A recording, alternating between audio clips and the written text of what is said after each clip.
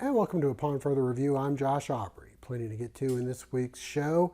Area high school football starts the state playoffs this week. The only team from our area to be in the state playoffs is the Statesboro Blue Devils. They get things underway Saturday in Dutchtown. We'll have a preview with head coach Jeff Kaiser and some of the players. We'll also recap the seasons for Bulloch Academy in Southeast Bulloch and hear from Aaron Phillips as well as Jared Zito. As for the Georgia Southern Eagles, it's a quick turnaround, thankfully for them, as they relinquished a 14-point lead and ended up losing to South Alabama 38-31 Saturday at Paulson Stadium. This week, they'll turn around and take on Louisiana down on the road in Lafayette, Louisiana, taking on the Raging Cajuns.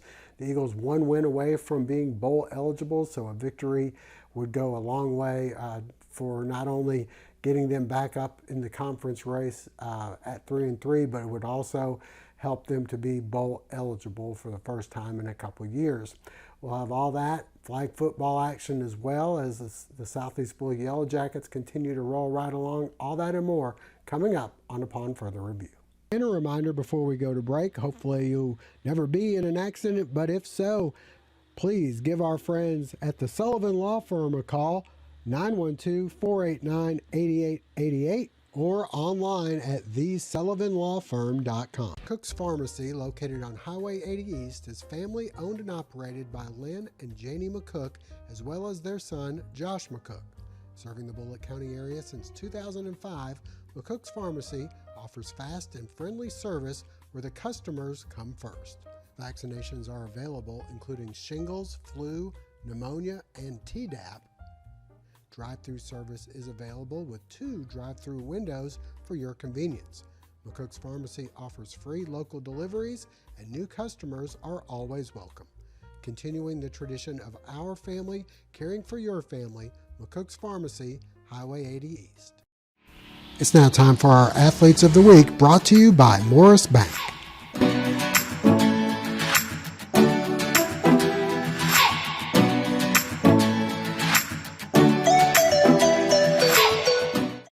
Well, the Georgia Southern Eagles with a quick turnaround this week as they hit the road for Louisiana to take on the Raging Cajuns Thursday night on a game that's played on ESPNU. We had a chance to talk with head coach Clay Helton and a couple of the players about the matchup.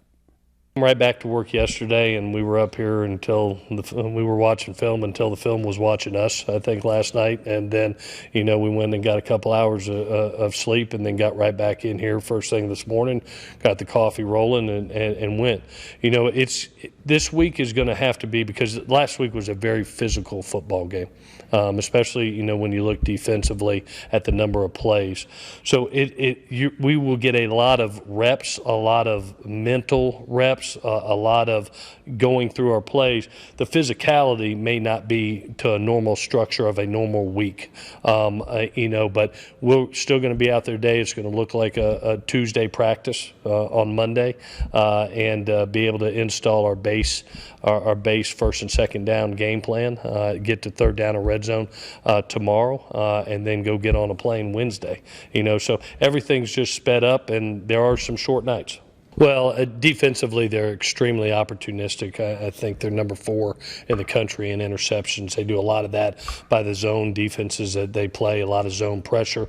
They can get to the quarterback with a 4-man rush, and a lot of twist games, a lot of one-on-one physical beats. So they put pressure on the quarterback. They make the quarterback make poor decisions in zone coverage, and they're getting interceptions. So that's the first thing that you see is we're going to have to be protective of the football, especially in the passing game. The one thing I've been really impressed by this league is the quality of the defenses. We have played the number 2 defense in the country. I think last week was the number 11 defense in the country. Here comes another top nationally ranked defense, and they do a tremendous job of holding people down, points-wise. Offensively, they mix personnel groupings. They are efficient in running the ball. I would imagine watching last week's game, that's part of their game plan. And so as I've told our guys, we've got to be more concerned about ourselves and making sure that we're gap assignment sound, that we use our fundamentals in tackling, worry about ourselves and doing our assignments. Special teams-wise is probably could be the difference in the game. They have an All-American kick returner from last year that is extremely dangerous, and by far the most dangerous punt returner in this league, if not one of in the nation, averaging almost 15 yards a return. He's already got 2 touchdowns this year. I mean, it's hard enough pull his flag, let alone tackle him. So we've got to do a tremendous job in our special teams units. Probably going to be the difference in the game this week. Tell you what, it's a great feeling not to see Levi Lewis. That dude was a dog, man. But you're a great football team. They always somehow have a good offensive line, and they have two great running backs, and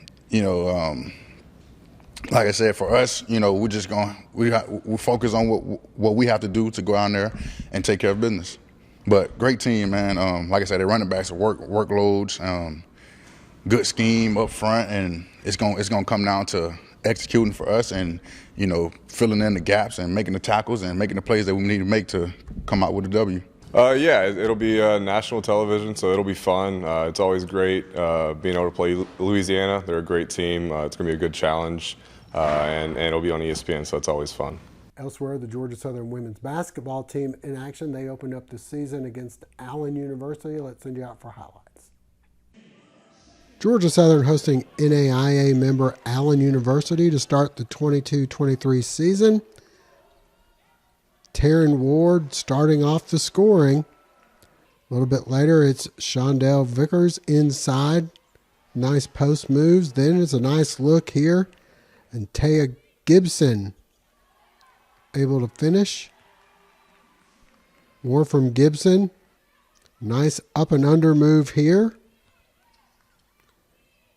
Newcomer Andrina Rister pulls up, knocks down the 3, one of 7 Eagles in double figures. Ward likes that same spot. 3 more of her team high 15 points. Ward again. She stops and pops the baseline jumper. Eagles up 30-2. Later inside we go. Shy Booker with the bucket. Then a nice look from Constance Thomas to a cutting Ward for 2 more. Finally, off the steal, Thomas 2 of her 10 points as the Eagles roll 99-47.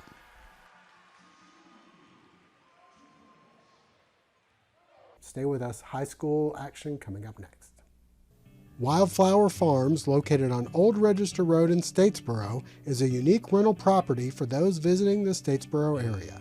Located on a beautiful 6 acres just off the beaten path, Wildflower Farms has 4 bedrooms, including a game room and full kitchen, as well as an outdoor fire pit, and comfortably sleeps 8 to 10 people.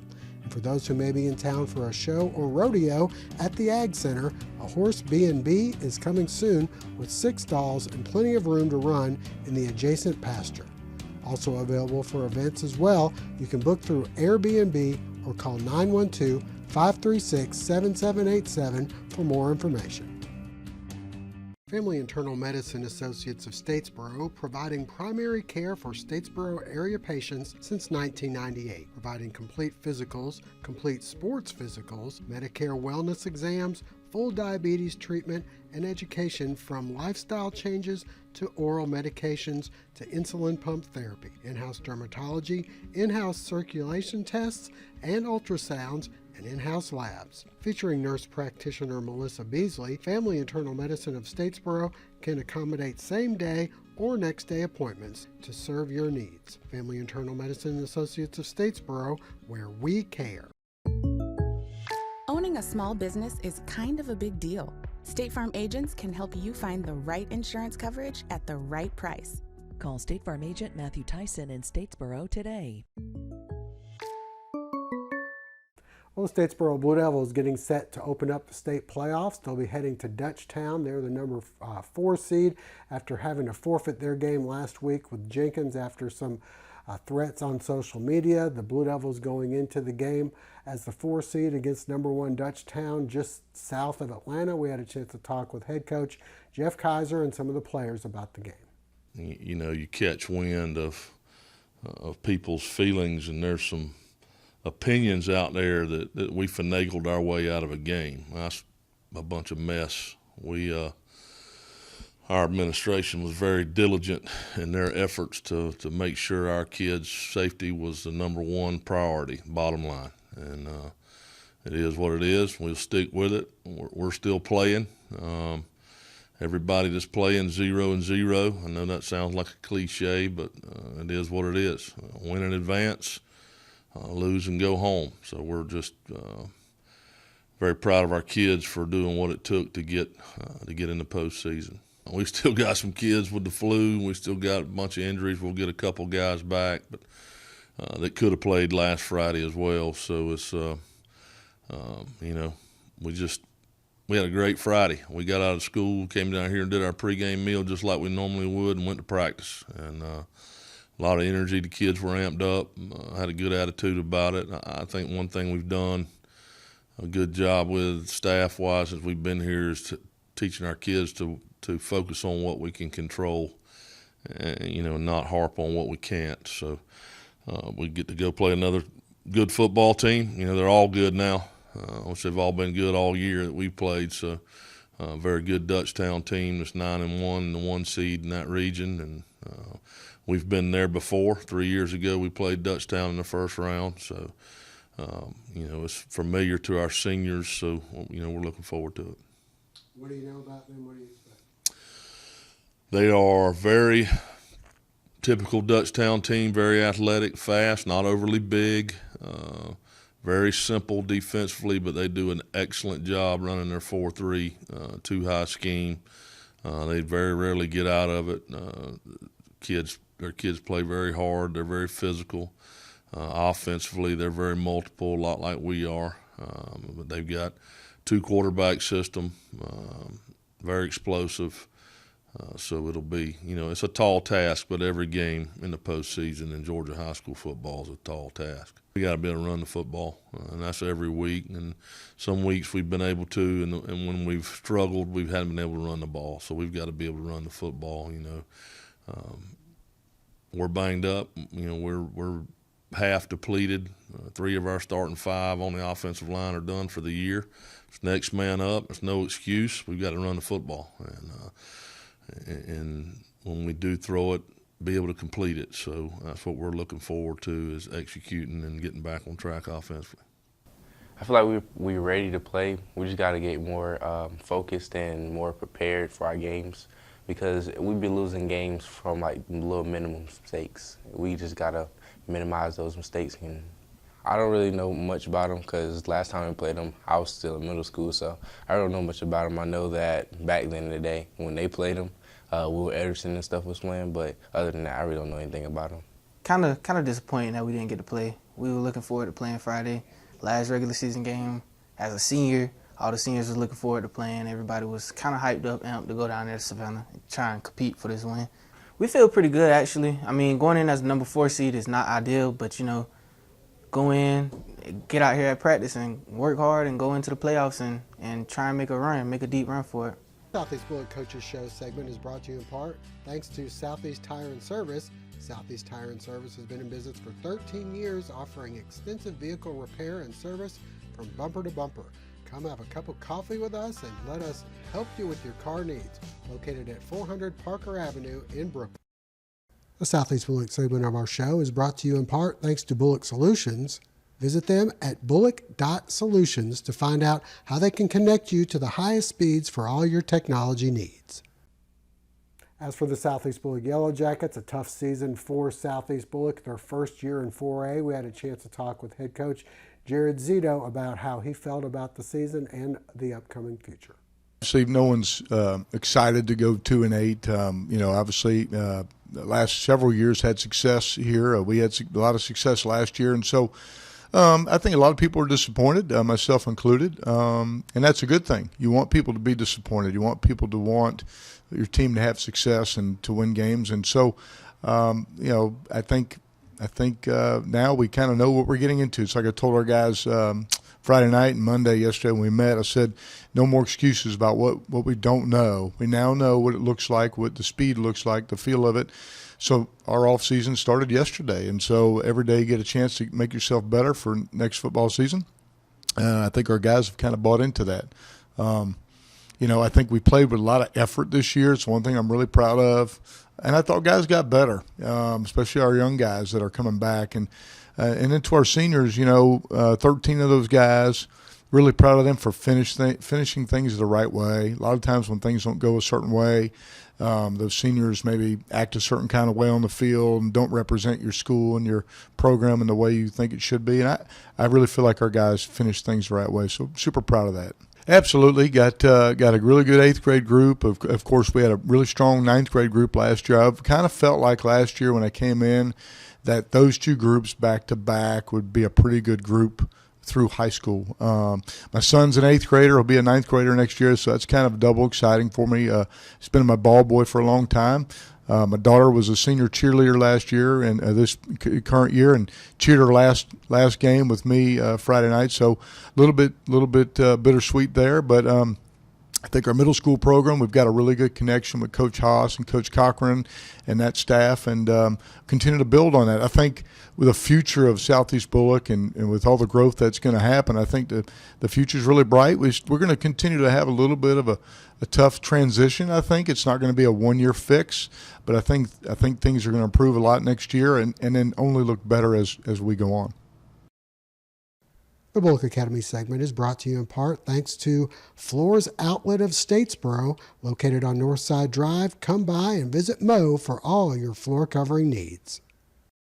Fall is here, and we've got you covered at RJ Pope's.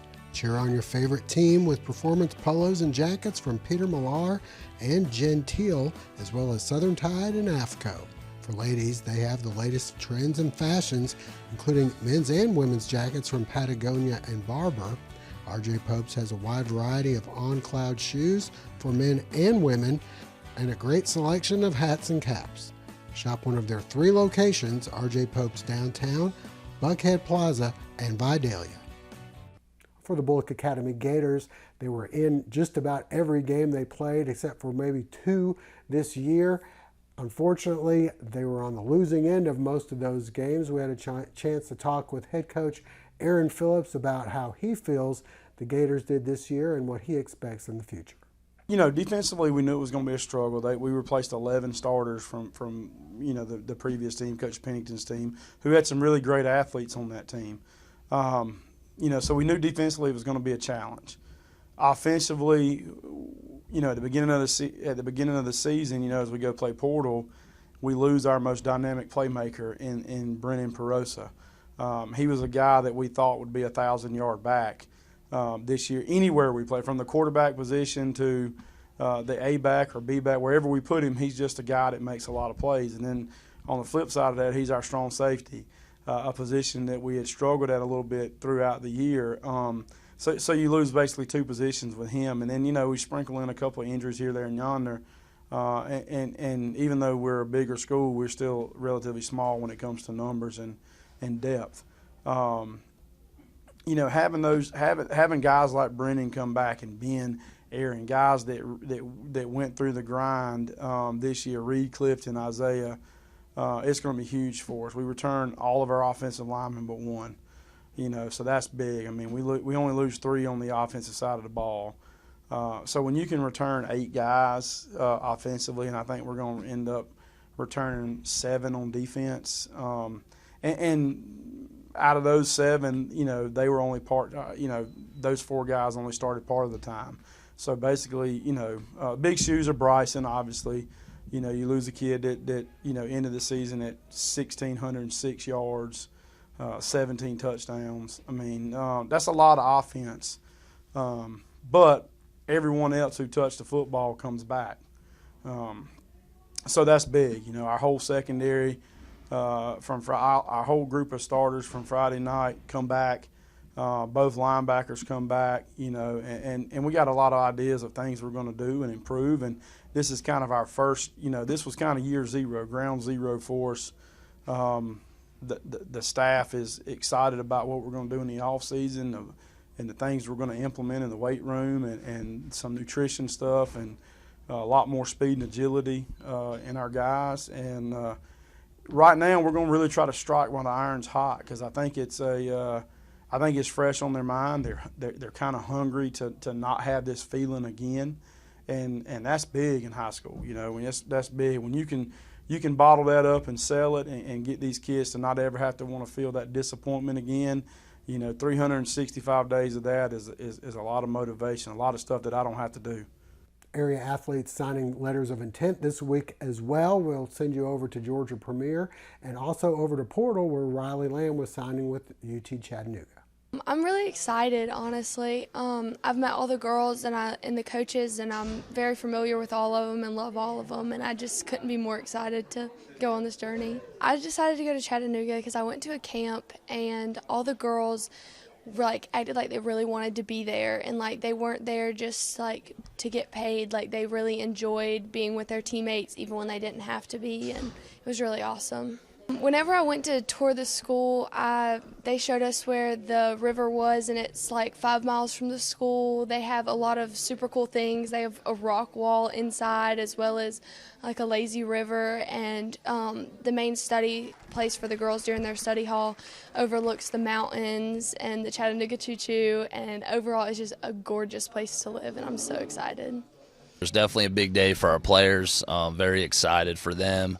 We have 9 guys signing today, which in the few years we've been here is the most we've had during the early signing period on the first day of signing. So good variety. We got 2 Florida junior college players that'll be signing today. The other 7 are all D1 signees, and 5 of the 7 are signing to the SEC.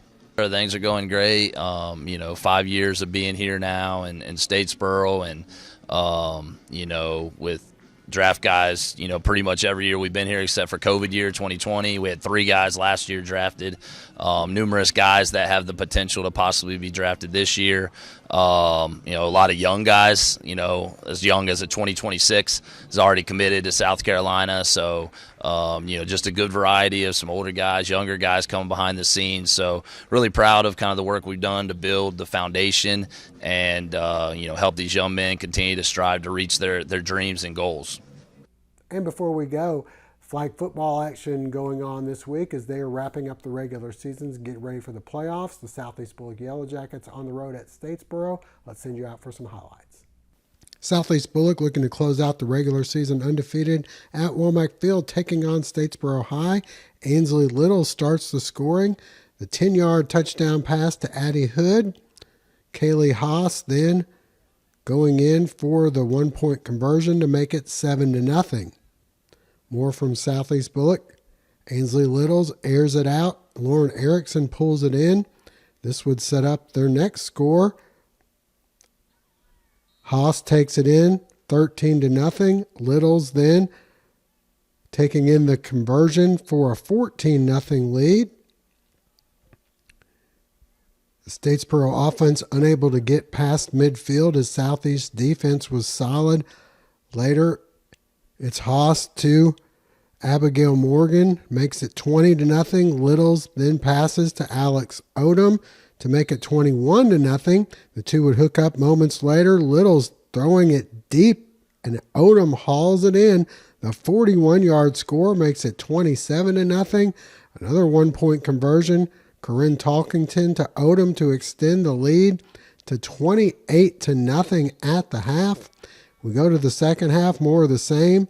Haas hits Delaney Thames for the short touchdown, which was followed by a Haas 1-point conversion here for a 35-0 lead.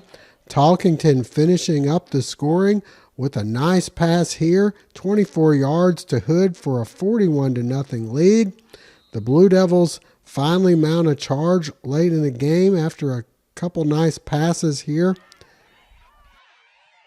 Ada Lisinski with the completion, and then it's Therese Gibson breaking free for a nice run here, but this drive stalls out inside the 5, and the Jackets go on to win 41-0. That's going to wrap it up for this week's show. We thank you for joining us. Hope to see you again next week.